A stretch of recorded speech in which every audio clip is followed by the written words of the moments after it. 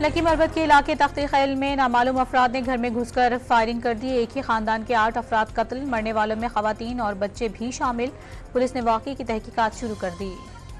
कोहाट में Indus highway पर लाठी टोल प्लाजा और चेक पोस्ट पर दहशतगर्दों का हमला, 3 पुलिस एहलकारों समेत 4 अफराद जाँ बहक। दहशतगर्दों ने रात के वक्त भारी हथियारों से एहलकारों पर हमला किया।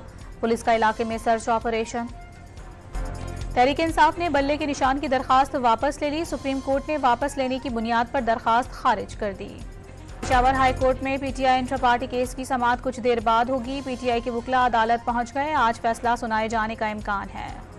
लाहौर के हल्का ने 130 से डॉक्टर यास्मीन राशिद की कागजात नामजदगी मंजूर। एपीलेट ट्रिब्यूनल ने रिटर्निंग ऑफिसर का कागजात नामजदगी मुस्तरद करने का फैसला कलअदम करार दे दिया। इलेक्शन कमीशन ने इंतखाबी निशानात की तफसील DROs और ROs को भिजवा दी। 145 सियासी जमातों के इंतखाबी निशानात शामिल, PTI समेत 12 से जायद पार्टियों के निशानात शामिल नहीं।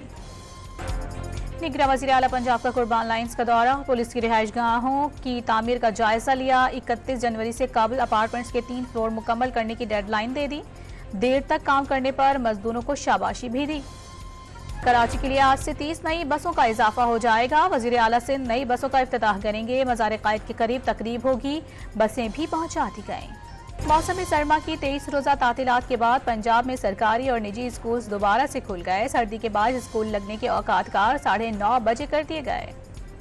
इसराइली फौज की गजा पर बमबारी, दीरुल बलाह और मगाजी कैंप पर हमले, 24 घंटे में 126 फ़लस्तीनी शहीद। सेहूनी फौज के अल-अक्सा अस्पताल के अतराफ एक बार फिर शेलिंग, हमास ने इसराइली फौज पर हमलों की नई वीडियो जारी कर दी।